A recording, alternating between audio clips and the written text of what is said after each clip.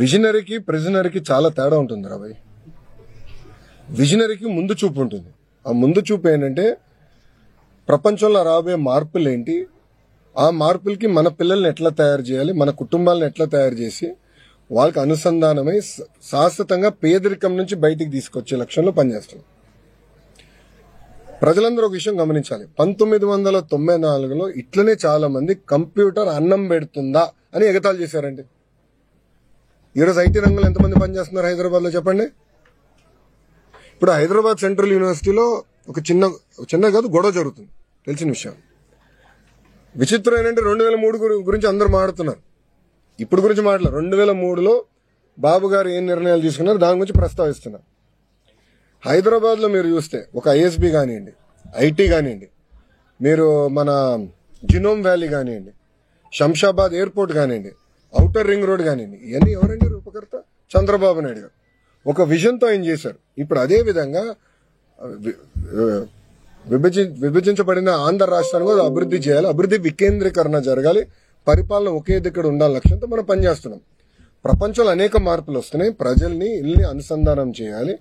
అసలు నిరుపేదరికంలో ఉన్న ఇల్లు ఎంతమంది ఉన్నారు, వాళ్ళందరినీ నిరుపేదరికం నుంచి బయటకు ఎట్ట తీసుకురావాలి, దానికి అందరు భాగస్వామ్యం అవ్వాలి.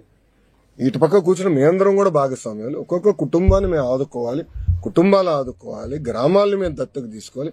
ఆ ఒక్కొక్క కుటుంబానికి ప్రాజెక్ట్ ప్రాక్టీసెస్ ఇచ్చి వాళ్ళు పేదరికం నుంచి శాశ్వతంగా బయటకు తీసుకురావాలనేది ఒక లక్ష్యంగా పెట్టుకున్నాం.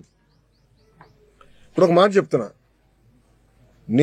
నాకెందుకు అవకాశం వచ్చింది, నేను ఒక కార్నిగల్ మెల్లో చదువుకునేదానికి, లేదంటే అమెరికాలో పనిచేసేదానికి, ఒక స్టాన్ఫర్డ్ ఎంబీ చేసానికి, నాకు మా కుటుంబ సభ్యులు బాగా చదవాలి, బాగా పనిచేయి, నాకున్న నెట్వర్క్ ద్వారా నేను అందరితో మాట్లాడారే ఏ యూనివర్సిటీకి అప్లై చేస్తే బాగుంటుంది, నాకు వచ్చిన మార్కులు ఇది, నాకు ఎక్కడ అవకాశాలు వస్తాయి.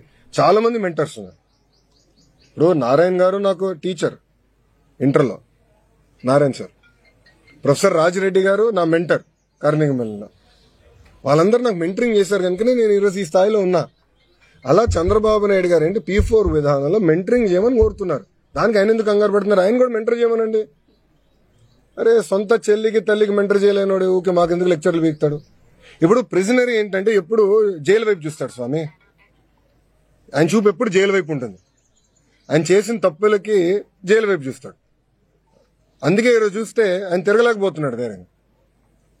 అది ఈ రోజున్న పరిస్థితి ఆంధ్ర రాష్ట్రం. ఈ పాస్టర్ ప్రవీణ్ మరణానికి సంబంధించి కుటుంబ సభ్యులు ప్రభుత్వ విచారణ మీద నమ్మకం వ్యక్తం చేస్తున్నా కొందరు రాజకీయ ముసుగులో దీన్ని ఒక వివాదం చేద్దామని చూస్తారు. దీన్ని ఎలా కంట్రోల్ చేస్తారు? నేను గతంలో కూడా చెప్పాను, మాతో ధీటుగా పోటీ పడలేక కుల మత ప్రాంత విభేదాలు రెచ్చగొట్టి రాజకీయ లబ్ధి పొందాలనేది వైకాపా లక్ష్యం. దాంట్లో మీకు ఎలాంటి సందేహం అవసరం లేదు. పాస్టర్ ప్రవీణ్దే కాదు, ముందు కూడా ఇలాంటి అనేక డ్రామాలు వాళ్ళు చేస్తారు. ప్రజలందరూ అప్రమత్తంగా ఉండాలి. అనేక డ్రామాలు చేస్తారు. ఇప్పుడు ప్రభుత్వం ప్రతి ఇష్యూని సీరియస్ గా తీసుకుంటుంది, దర్యాప్తు చేస్తుంది. ఒకవేళ ఎవరైనా తప్పు చేస్తే వాళ్ళు వదిలిపెట్టే ప్రసక్తి ఉండదు ఈ ప్రభుత్వంలో. ఎవరైనా ఉన్నాయి, టీడీపీ వాళ్ళు అవ్వచ్చు, వైకాపా వాళ్ళు అవ్వచ్చు, జనసేన వాళ్ళు అవ్వచ్చు, బీజేపీ వాళ్ళు అవ్వచ్చు, ఎవరైనా అవ్వచ్చు. ఎవరిని వదిలిపెట్టదు, తప్పు చేస్తున్న మటుకు ఎవరిని వదిలిపెట్టదు ఈ ప్రభుత్వం. అది చాలా క్లారిటీగా లా అండ్ ఆర్డర్ విషయంలో గౌరవ ముఖ్యమంత్రి గారు చాలా క్లియర్ గా ఉంది. అవునండి, ఎందుకు పని చేయకూడదండి? ఎందుకు పనిచేయదండి? రెడ్ బుక్ లో ఏముంది? ఎవరైతే చట్టాన్ని ఉల్లంఘించి ప్రజల్ని కార్యకర్తలను ఇబ్బంది పెట్టారో వాళ్ళని వదిలిపెట్టను అన్నాను.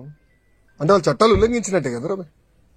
చట్టాలు ఉల్లంఘించిన వాళ్ళపైన యాక్షన్ తీసుకున్నాం. అదే రెడ్ బుక్. యాక్షన్ తీసుకుంటాం, దాంట్లో ఎలాంటి డౌట్ లేదు. ఇది రాజారెడ్డి రాజ్యాంగం కాదండి. గేట్లకి తాళు కడతాం, ఏం తప్పు చేయనోడి పైన దొంగ కేసులు పెడతాం. అలా ఎప్పుడు చేయలేదు. ఈరోజు జగన్మోహన్ రెడ్డి గారు ఫ్రీగా తిరగట్లేదు. Z+ సెక్యూరిటీ ఉందండి. అరే పవన్ అన్న కన్నా ఎక్కువ సెక్యూరిటీ ఉంది ఆయనకి. భలే ఉన్నారు. పవన్ అన్న కన్నా ఎక్కువ సెక్యూరిటీ ఆయనకు ఉంది. పవన్ అన్న classification Z category, Jaganmohan Reddy గారికి Z+. ప్రభుత్వమే బుల్లెట్ ప్రూఫ్ వాహనం ఇచ్చి, ఆయన ఆంధ్ర రాష్ట్రంలో ఎక్కడ తిరిగినా ప్రభుత్వమే బుల్లెట్ ప్రూఫ్ వాహనం ఇచ్చి వెళ్ళిస్తుంది. ఏనాడు ఆయన గేటుకి మేము తాడుగట్లేదే, ఏనాడు ఆయన చేయాల్సిన కార్యక్రమం మేము అడ్డుపడలేదే, పర్మిషన్ ఇవ్వడం మేము పోలేదే.